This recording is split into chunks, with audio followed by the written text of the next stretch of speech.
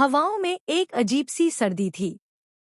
महल जैसा वह घर बाहर से शांत दिख रहा था, लेकिन उसकी दीवारों के भीतर कहीं न कहीं एक गहरा राज दफन था।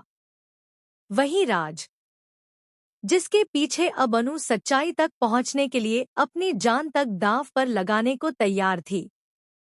उसके कदम धीरे धीरे उस लंबे सुनसान कॉरिडोर से गुजर रहे थे, जहां हर दीवार जैसे कोई अनकही कहानी सुना रही थी।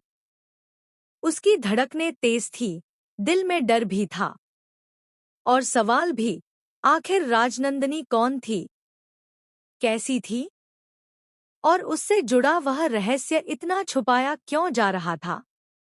आज अनु ने एक ऐसा कदम उठा लिया था जो शायद उसकी जिंदगी हमेशा के लिए बदल देगा।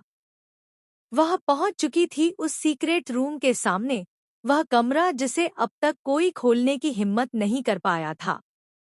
दरवाजे पर जमी धूल और उस पर बनी पुरानी खरोंचें इस बात का सबूत थी कि यह कमरा कभी खोला नहीं गया, या फिर शायद जानबूझकर बंद रखा गया। अनु ने कांपते हाथों से दरवाजे के हैंडल को छुआ। उसकी सांसें भारी हो गईं। जैसे ही वह अंदर जाने को कदम बढ़ाने लगी, अचानक पीछे से आर्यवर्धन की आवाज गूंज उठी, अनु, रुको। उसकी आवाज में गुस्सा नहीं, बल्कि एक गहरी घुटन थी, जैसे वह किसी दर्द को दबाने की कोशिश कर रहा हो। अनु ठहर गई, लेकिन उसके दिल में सवाल और गहरा हो गया। आर्यवर्धन ने उस कमरे की तरफ देखा, फिर अपनी बात रोक ली। वह कुछ कहना चाहता था, लेकिन खुद को रोक लेता था।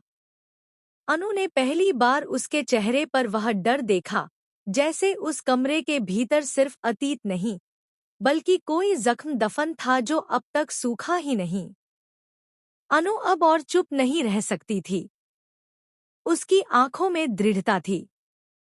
वह जान चुकी थी कि राजनंदिनी का नाम सिर्फ एक याद नहीं, बल्कि एक ऐसा साया है जो अब भी इस घर में घूमता है, इस रिश्ते के बीच खड़ा है। अनु के मन में सैकड़ों सवाल उठ रहे थे।